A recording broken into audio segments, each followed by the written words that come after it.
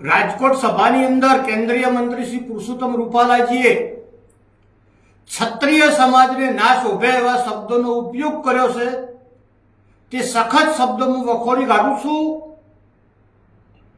અને સમગ્ર ગુજરાતના ક્ષત્રિય સમાજને વિનંતી કરું છું.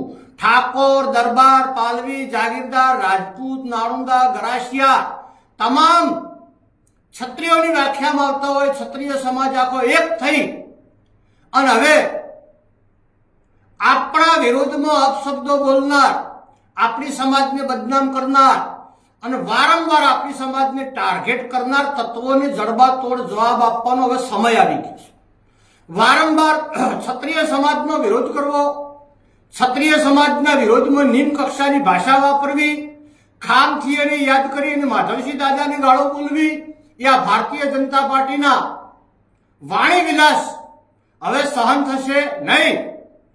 ગુજરાતની અંદર અમારો ઇતિહાસ જોવો હોય તો બેન, દીકરી, ગાય, ગંગાના રક્ષણ માટે પાથીજી મહારાજનું મંદિર જોઈ લો ફાગવેલમાં, ચાચરડ દાદાનું મંદિર જોઈ લો પાટણ જિલ્લાની અંદર, સંગ્રામસિંહ દાદાનું મંદિર જોઈ લો મહેસાણાની અંદર અને ગામે ગામ પાદરમાં પાળિયા ઉભા છે ક્ષત્રિય સમાજની વીરતાના. એટલે અમારા વિરોધમાં વાણી વિલાસ ના કરો. તમારે કોંગ્રેસની જેટલી ગાળો બોલવી એટલી બોલો, વિરોધ પક્ષની જેટલી ગાળો બોલવી એટલી બોલો, પણ મહેરબાની કરીને અમારા ક્ષત્રિય સમાજને ટાર્ગેટ ના કરો તેવી વિનંતી કરું છું. અને ગોમડામાં કહેવત છે કે છોકરો ગુનો કરો તેનો બાપ માફી માગે, એટલે રૂપાલાજીએ ભલે માફી માગી પણ ગુજરાતની ભારતીય જનતા પાર્ટીની સમગ્ર ટીમને ગુજરાતમાં ક્ષત્રિય સમાજની માફી માંગવી જોઈએ.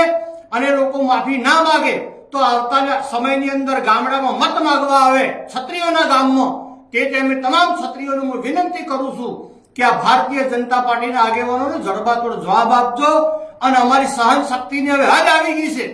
અમને વધારે પડતા તો હેરાન અમને સતાવવામાં આવશે, અમારી બેન દીકરી વિરોધમાં ટિપ્પણ કરવામાં આવશે તો ગુજરાતમાં અમને પણ હોળી રમતા આવડે છે રંગોની. અમે સુરવીર છીએ, અમે વીરતાવાળા છીએ, ક્ષત્રિયો છીએ. હજી અમારી જૂની પરંપરા અમે ભૂલ્યા નથી.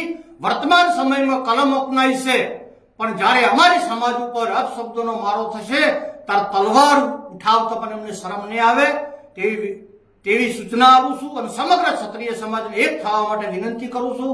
સૌને જય જય ગરવી ગુજરાત, જય ભવાની.